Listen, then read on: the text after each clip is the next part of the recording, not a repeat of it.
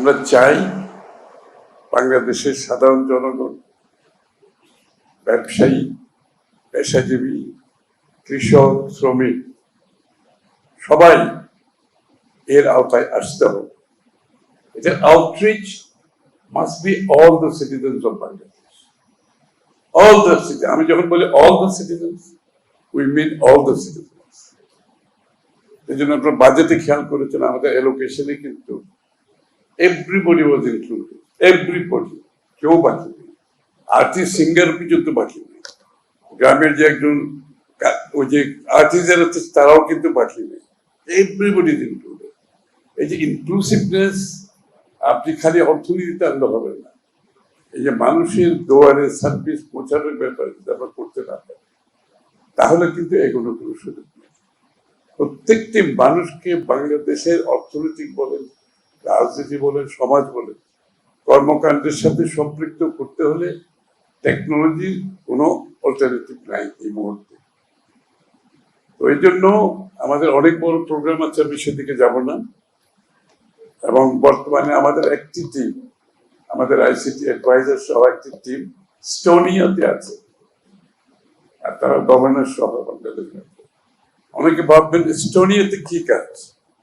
Estonia is number 1 right now in the world. Amazing, অনেকে বিশ্বাস করবেন নাম্বার 1 ইন দ্য ওয়ার্ল্ড। এবং তাদেরকে সবাই এমুলেট করছে এখন। আমাদের একটি টিম সেখানে গেছেন, আইসিটি অ্যাডভাইজার, গভর্নর ধরে গেছে। কারণ এটার গুরুত্ব এত বেশি আমরা মনে করছি এই মুহূর্তে, একটি দিনও এখানে আর নষ্ট করা যায় না আমাদের সময়। সুতরাং আমি আনন্দিত যে আমরা যা দেখেছি সেটা অনেক ভালো কাজ হয়েছে, কিন্তু যথেষ্ট না। আমি বলবো যথেষ্ট না, এটার ফার্দার ইমপ্রুভমেন্ট আমাদেরকে করতে হবে। এবং কাভারেজ অনেক বেশি। আমি বলছি ব্যাংকারদের জিজ্ঞেস করো, আপনার সার্ভিস দিচ্ছে, আপনাদের কত পার্সেন্টেজ, কতজন আপনাদের কাস্টমারের কত পার্সেন্টেজ এই সেবাটা দিচ্ছে? আমি মনে করি এখনো এই সেবা যারা নিচ্ছে যথেষ্ট না। ব্যাংকের বলেন, ইন্স্যুরেন্স বলেন, সব প্রতিটি ক্ষেত্রে যারা কাজ করছেন তাদের একটা কাজ করতে হবে, আপনি যে সার্ভিসটা দিচ্ছেন এটাকে যদি কাভারেজ বাড়াতে চান, যে লোকগুলো আপনাদের ভিজিট করছে 2টা অফিসার রাখবেন, তাদেরকে গিয়ে জিজ্ঞেস করবেন আপনি কেন আসছেন। এই কাজটা তো আপনি বাড়িতে বসে করতে পারতেন, কেন আসছেন আপনি? তার মাথায় অনেকের যে সারা জীবনের অভ্যাস রয়ে গেছে, আপনি যে লিভারেজ করেছেন টেকনোলজির মাধ্যমে, তার কাছে এখনো সেটা মেসেজ পৌঁছেনি। সারা জীবনের অভ্যাস, আমারও তো সেই অভ্যাস হয় না। আমি সাধারণ মানুষের কথা কি বলবো? আপনাদের প্রত্যেক জায়গায় অ্যাসাইন করবেন, যে লোকগুলো আসবে জিজ্ঞেস করবেন আপনি কেন আসবেন।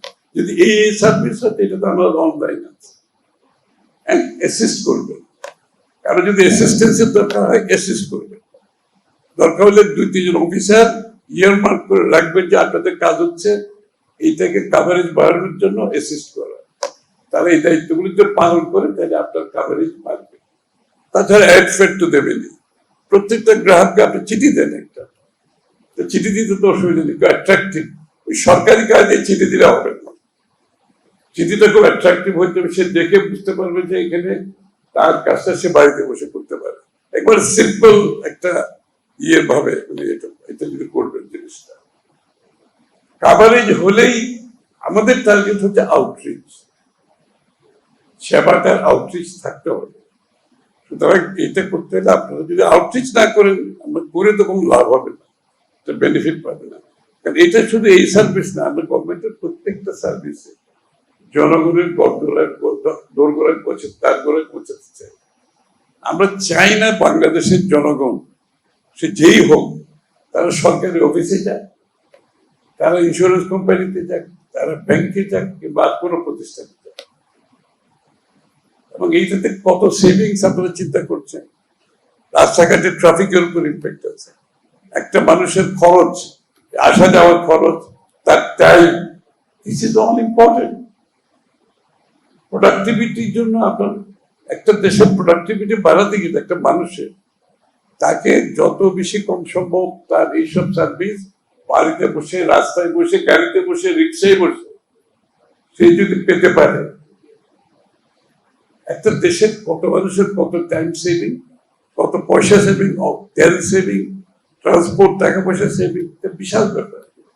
সুতরাং ইটস অ্যান অল এনকম্পাসিং একটা একটা উদ্যোগ, এটাকে আমরা বাস্তবায়ন করতে হবে। শেয়ার বাজারের যে ভীষণ ভাবে যে দুর্নীতিগ্রস্ত হচ্ছে, আমরা ইন্স্যুরেন্সের ক্লেম পাচ্ছেন, শেয়ার বাজারে যারা আছে যারা এটাকে মিস ইউজ করছে, প্রতিটি ক্ষেত্রে মিস ইউজ হচ্ছে, এগুলোকে যদি চেক দিতে হয় আমাকে এটা ফুলি ইমপ্লিমেন্টেশন করতে হবে।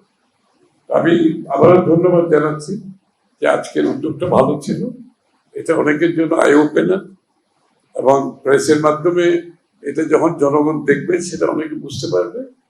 তবে আমি আবারও বলছি, এই আউটরিচটা করতে হলে আপনাদেরকে খালি খালি একটা প্রজেক্ট করতে হবে, এটা আউটরিচ যদি না হয় তাহলে এটা বেনিফিট পাবে। সবাইকে ধন্যবাদ।